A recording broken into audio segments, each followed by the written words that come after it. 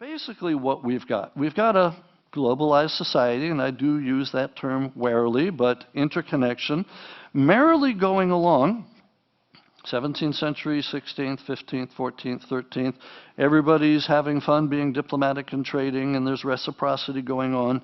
And then into this, a little chaos was dropped. And one by one, each of the civilizations winked out. Actually, they did it pretty fast. The only one that was left standing was Egypt, and even they were so weakened that they were never the same again. The New Kingdom is the high point. So just after 1200 BC, we get what we call the collapse, or the calamity, and pretty much everything gets destroyed. Everything that had been good, everything that had been ticking along merrily, suddenly goes out as if somebody had just snapped their fingers. Now the question is, what caused it?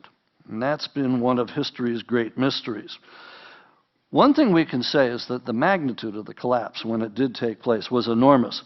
I don't think anything comes close to it until the Roman Empire collapsed, and that was 1,500 years later. But as I say, the question of what caused it is a bit of a problem, and that's where my book comes in. Rob Tempio of Princeton University Press asked me if I would write a book about the collapse, and I said, sure, but I also want to write about what collapsed. So the beginning and the end are about the collapse, and the middle is what I've just described to you, what collapsed, telling the stories about that. Now, I also realize that I'm not the first person that's discussed the collapse of civilizations. There was a guy named Edward Gibbon who wrote a little book about the decline and fall of the Roman Empire. Joseph Tainter in 1988 put out a book, The Collapse of Societies, of Complex Societies, which has been an absolute marvelous book for all of us. And then, of course, I imagine a number of you have read Jared Diamond's book on collapse. The difference, though, is that when the late Bronze Age collapsed, it was a multitude of interconnected and intertwined civilizations that all went down at once.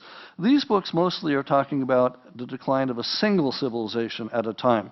Roman Empire, Maya, Mongols, Indus Valley. We are rather unique here in the late Bronze Age in that that is one of the few times when you actually had interconnected civilizations, much as we have today. So I actually think the parallels between us today and them back then are much stronger than you might suppose, even though they were 3,200 years ago.